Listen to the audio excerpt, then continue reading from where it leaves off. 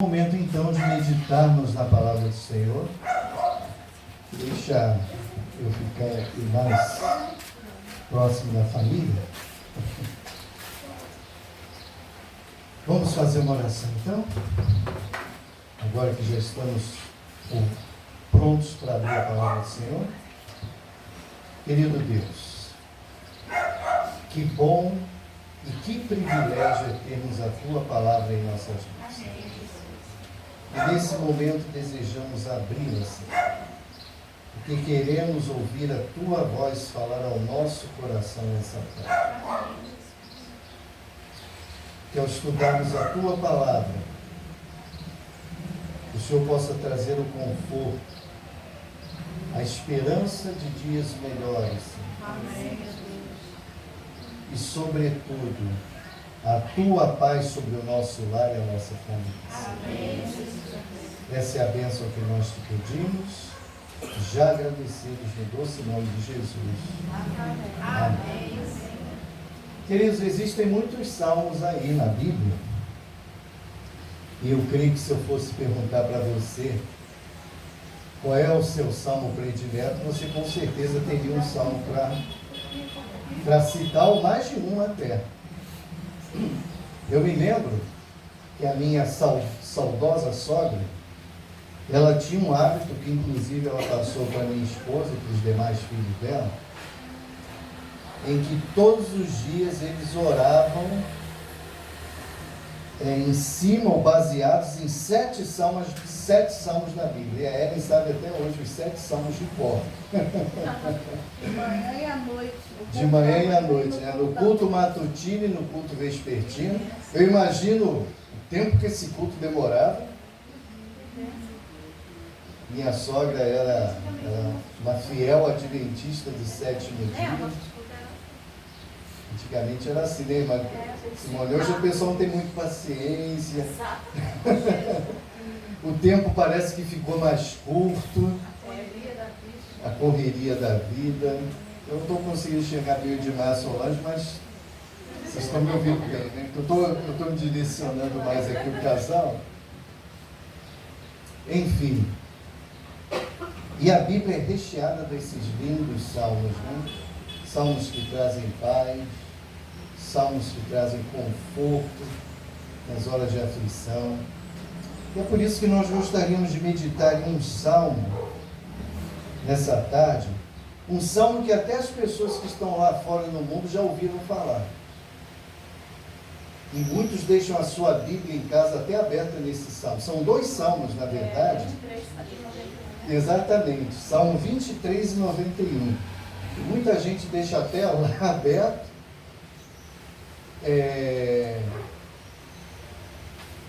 Até com uma certa áurea de misticismo, como se aquele salmo ali, a Bíblia aberta naquele salmo, tivesse um poder mágico, né? Mas a gente sabe que o poder não está no salmo, mas sim no Deus do salmo. Ele é que é o Todo-Poderoso. E aí, Salmo 23 e Salmo 91. E a gente escolheu aqui o Salmo 91, então, para a gente meditar verso por verso nesse salmo. Talvez a gente já tenha lido o salmo, mas nunca parou assim para meditar verso por verso o Salmo 91. Então convido você a abrir aí a sua Bíblia, aquele que ainda não abriu, o Salmo 91. E a gente vai meditar então nessa tarde no Salmo 91. O título aqui na minha Bíblia é Sob a Sombra do Altíssimo. É esse o título que está aí na tua Bíblia?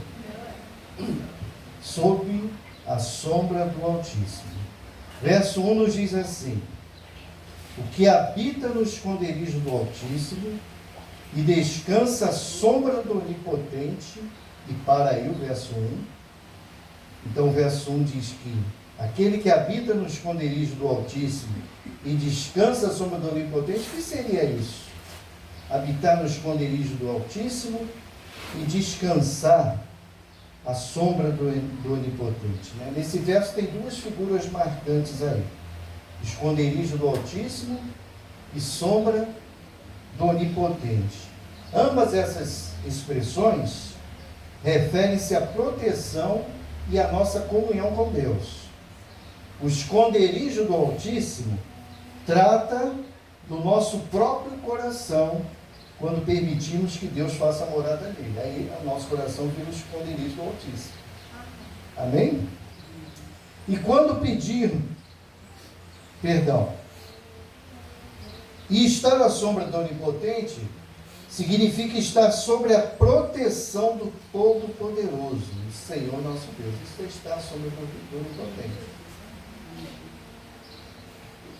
Amém, né? Que a gente possa estar sob essa sombra do Onipotente. E que o nosso coração possa ser o esconderijo do Altíssimo.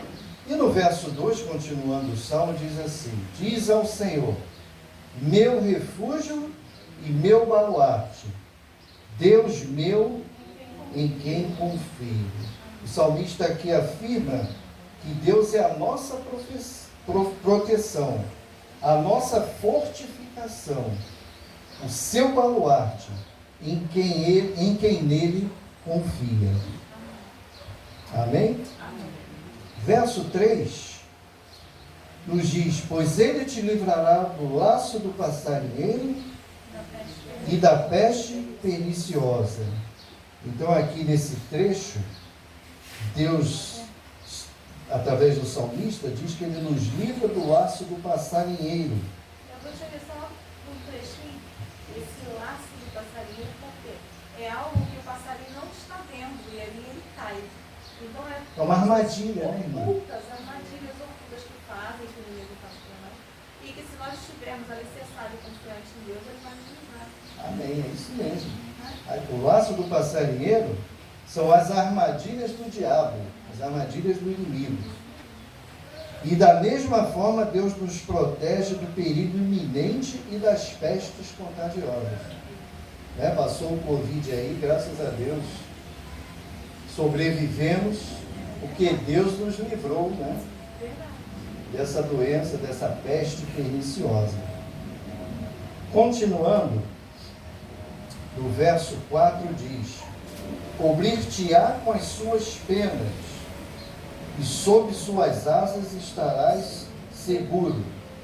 A sua verdade é pavês e escudo. Então o salmista compara a verdade de Deus a um escudo protetor. A Bíblia, a palavra de Deus, é um escudo protetor.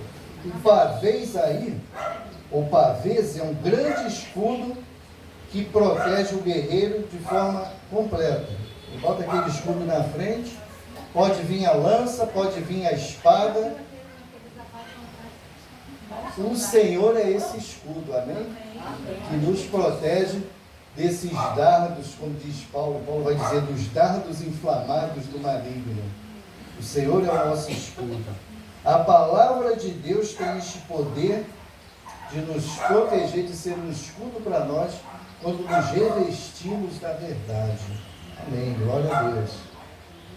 O verso 5 diz assim: não te assustarás do terror noturno, nem da seta que voa de dia. O terror noturno aí está associado ao pânico e ao medo.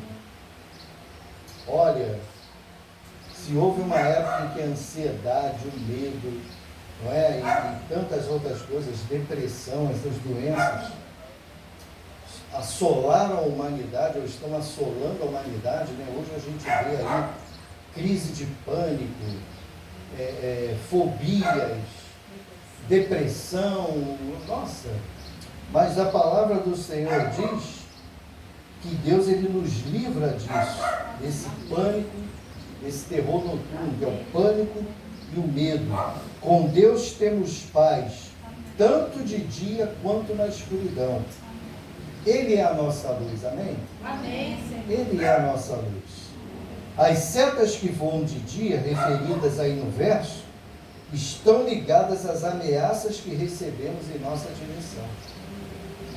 A gente já viu aí que o diabo o tempo todo está lançando seta. As setas que voam de dia. E eu diria que não é só de dia não, é de noite também, não tem horário. Ele não dorme. Mas diz aqui que o Senhor nos protege de tudo isso. E no verso 6 diz: nem da peste que se propaga nas trevas, nem da mortandade que assola ao meio-dia. O verso 6 diz que esta cobertura dada por Deus se estenderá à nossa saúde, tanto às ameaças visíveis quanto às invisíveis. Há ameaças visíveis e há ameaças invisíveis. Às vezes a gente nem vê, Deus nos livrou, não é? E nós nem percebemos. O verso 7, talvez seja um dos versos que a gente mais se detenha, diz assim: caiam 1000 ao teu lado e 10.000 à tua direita, tu não serás atingido. Certamente esse é o trecho mais conhecido do Salmo. Caiam 1000 ao teu lado, 10.000 à tua direita, tu não serás atingido. Eu acho que ele é o que mais se aplica nessa pandemia. Com certeza. Foi assim. Que caía 1000 de um lado, 10.000 do outro, né? E Deus nos guardando ali, nos protegendo. Trabalhei lá no Sudeste e olha, no dia, Foi terrível, né, irmão? Quem trabalha no hospital, estava lá nessa época. Foi muito difícil. Esse verso 7, Deus diz que Deus cuida especialmente de nós.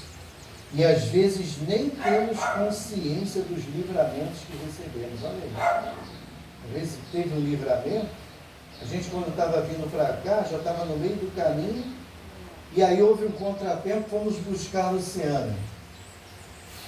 E eu pergunto, quem sabe esse contratempo aí não foi um livramento? A gente não sabe, de repente não foi, não houve livramento nenhum, mas de repente houve um livramento, e a gente não sabe. Eu digo que na maioria das vezes já é um livramento. Não Se é? a gente for buscar entender, vai ser. Porque com Deus não tem muita essa coisa de coincidência não, né? É mais a providência mesmo. É a providência de Deus. E ainda diz aqui no verso 7, ainda que estejamos no epicentro da destruição, Deus nos preservará. Olha, ainda que estejamos no epicentro da destruição, Deus nos preservará. Eu me lembro de um episódio no final do ano passado, ou no início desse ano, não lembro agora, quando teve um enorme tiroteio ali, naquele complexo de Israel. Foi noticiado aí na televisão, e tudo mais. Era 5:pouca da manhã, eu estava dentro do Tinguá, no trabalho.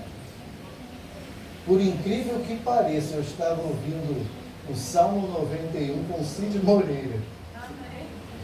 E aí, de repente, eu vi todo mundo no ônibus se abaixar. E eu ouvindo o Salmo, resolvi tirar o fone do ouvido. E aí, gente, parecia uma praça de guerra.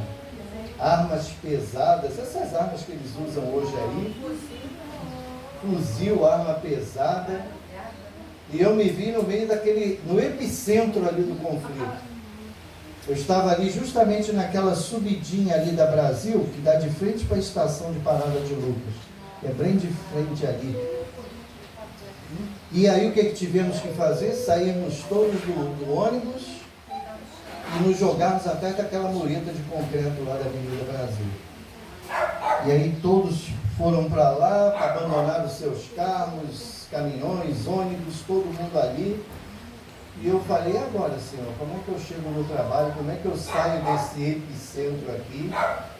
E aí eu me lembro que do nada houve um momento em que houve uma trégua ali no tiroteio, o trânsito andou um pouquinho, vinha um rapaz com um carro assim, com mais 2 amigos de trabalho dentro, e ele me viu ali e falou assim, Senhor, o senhor está indo para onde? Eu falei, estou indo para Bom Sucesso, pode entrar no meu carro. E aí, irmãos, eu vi Deus me tirando do epicentro do conflito ali. E aí fomos, quando o tiroteio recomeçou, eu já estava ali na parte da Cidade Alta, ali já não tem risco, porque é Cidade Alta. Foi quando eu liguei para a Elis, porque o que estava acontecendo. Aí a Elis mandou mensagem nos grupos, não sei se vocês viram, para que orassem. Todo mundo orou, amém por isso. E aí depois de muito tempo consegui chegar no trabalho. E quando cheguei lá, A televisão do ambulatório do hospital estava ligada, mostrando ao vivo e filmando exatamente o ponto que eu estava. E as pessoas ainda estavam lá, abaixadas atrás da mureta do concreto, e eu já estava no hospital. Olha que coisa. Eu falei, glória a Deus. E eu falei para o rapaz do carro, olha, você foi um anjo que Deus enviou. Você foi um anjo que Deus enviou. Então, a promessa de Deus se cumpre, né? Mesmo que estejamos no epicentro do conflito, o Senhor nos livra. Verso 8. Somente com os teus olhos contemplarás e verás o castigo dos ímpios. Esse verso nos mostra que a vitória do ímpio é temporária, mas a vitória do justo permanece. Aquele que busca refúgio na palavra de Deus constatará a sua justiça com os próprios olhos. Se não for nessa terra, lá no céu nós vamos ver que o Senhor fez justiça. Porque o mundo clama por justiça, sim ou não? A gente liga os noticiários e o que a gente mais vê as pessoas falando, eu quero justiça, eu quero justiça. Mas muitas vezes a gente não vai ver essa justiça aqui. Mas a gente sabe que um dia lá no céu, o juízo de Deus, que nós adventistas conhecemos muito bem, nos diz que o Senhor fará justiça. Todos passarão pelo tribunal, né, de Deus. Então, mesmo que não vejamos aqui, haveremos de ver no céu a justiça de Deus. Versículo 9 diz, pois disseste, o Senhor é o meu refúgio, fizeste do Altíssimo a tua morada. O verso 9 reafirma o que foi escrito lá no 1 e 2, né? Que quem busca a Deus faz do próprio coração morada do Altíssimo. Vocês querem que o Senhor faça o coração de vocês morada? Amém? Que o Senhor possa fazer morada no nosso coração. Aqui no verso 11, nos diz, porque aos seus anjos dará ordens a teu respeito, para que te guardem todos os teus caminhos. Deus responde, Deus cuida, Deus abençoa aqueles que fazem dele o seu escudo. Até os seus anjos ele envia para nos servir. Amém? Amém. E por amor, não só colocou os anjos à nossa disposição, mas o próprio Senhor Jesus, né, veio aqui, morreu numa cruz. Tudo isso para nos salvar. O irmão White, no livro Caminho a Cristo, diz que todo o céu está empenhado na nossa salvação. Olha que coisa. Todo o céu. Não é pouca coisa não, gente. Você e eu vamos ter que fazer muita força para nos perdermos. Porque todo o céu está empenhado na nossa salvação. Verso 12, continuando, estamos indo para o final, diz, esses anjos te sustentarão nas suas mãos, para não tropeçares, o quê? Em alguma pedra. Além de nos proteger, Deus, através de Jesus e dos anjos, nos livra da queda, da vergonha e da acusação. Amém? Verso 13. Pisarás o leão e a áspide. Sabe o que é áspide? Áspide é uma serpente. Calcarás aos pés o leãozinho e a serpente. Você já pisou numa serpente?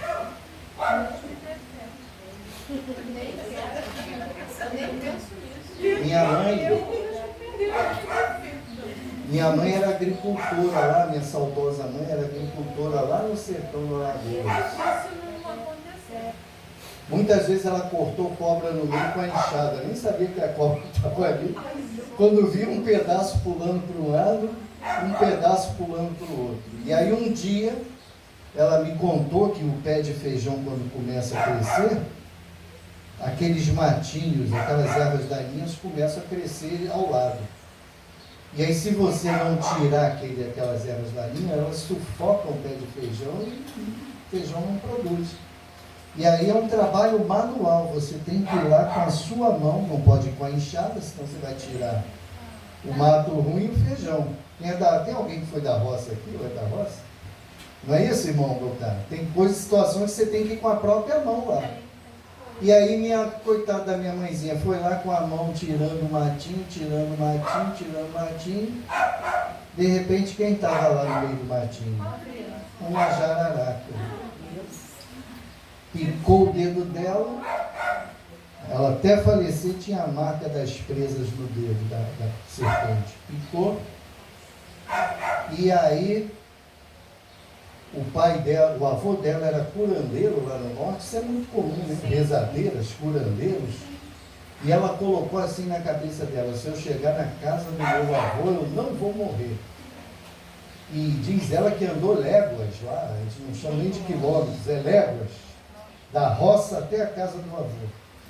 Quando chegou lá, o braço já estava necrosando, tudo escuro, inchado. E aí o remédio, é até engraçado o remédio, né? Mas Deus contempla a fé, né? Sim. Daquele povo, né? Humilde, ignorante. O remédio foi um matinho que ele começou a rezar e uma garrafa de cachaça. E aí ele pegava o matinho, botava a cachaça dentro do copo, fazia uma oração cruzando lá o matinho como se fosse uma cruz, fazendo as orações dele, toma. Minha mãe disse que do segundo copo em diante ela não lembrava mais de nada, apagou. Ela só não sabe qual era a erva. Acordou só no dia seguinte, e aí acordou com um comichão na perna. Quando ela olhou, parecia uma varize. Uma varize quando está assim, inflamada, inchada. E aquela veia inchada e de repente aquele estourou e saiu um líquido preto. Ela crê que o veneno foi expelido ali. Pois é. Então cuidado comigo, que eu sou filho de uma mulher que foi mordida de cobra.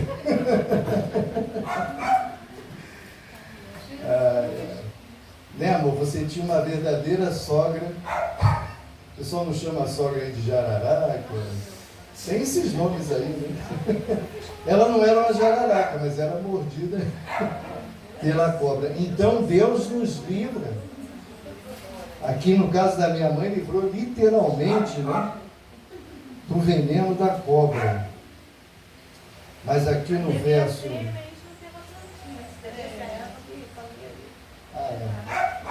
um copo de caninha da roça, uma garrafa de cachaça. Mas Deus abençoou aquilo lá, a fé que ela tinha: se eu chegar no meu avô, eu não vou morrer, e ela conseguiu chegar. Quando o salmista se refere a pisar no leão e na víbora, aí na cobra, significa que Deus não quer somente nos proteger, Ele quer nos dar a vitória, seja nas pequenas lutas, como pisar numa víbora, ou nas grandes batalhas, como derrotar um leão. Olha só. Deus... Tá. Maravilha. Então Deus, Ele quer nos dar vitória tanto nas pequenas lutas, que seria uma pisar numa serpente, como nas grandes lutas, que seria enfrentar um leão, né? Eu não sei quantos enfrentaram um leão aqui esse ano e quantos pisaram na serpente. Mas a palavra do Senhor é que nos livra e nos dá a vitória, seja leão, seja serpente. Adriana e Simone, o Senhor nos dá a vitória. Amém? No verso 15, ou no verso 14, né? Diz: porque a mim se apegou com amor, eu o livrarei. Poluei a salvo, porque conhece o meu nome. Então, todos esses livramentos são resultado da nossa comunhão com Deus. Quem ama verdadeiramente o Senhor antes de tudo, é amado por Ele. Amém? Verso 15, caminhando para o final: Ele me invocará e eu lhe responderei. Na sua angústia eu estarei com ele, livrá-lo-ei e o glorificarei. Verso 15 diz que Deus ouve a oração do justo, amém? Amém. Não importa a tribulação, as dificuldades são oportunidades para que o nome do Senhor seja glorificado, amém? E finalmente, essa promessa maravilhosa, verso 16: saciá-lo-ei com longevidade e lhe mostrarei a minha salvação. É o que todos esperamos, né? A salvação em Cristo Jesus. Por isso temos muitos motivos a ler o Salmo 91 para sermos gratos a Deus, sim ou não? Quantas coisas o Senhor fez e faz por nós. Proteção, cuidado, livramento, anjos. E é por isso que nesse momento o nosso coral vai cantar um hino de gratidão a Deus. Agradeça ao Pai. Vamos lá, coral?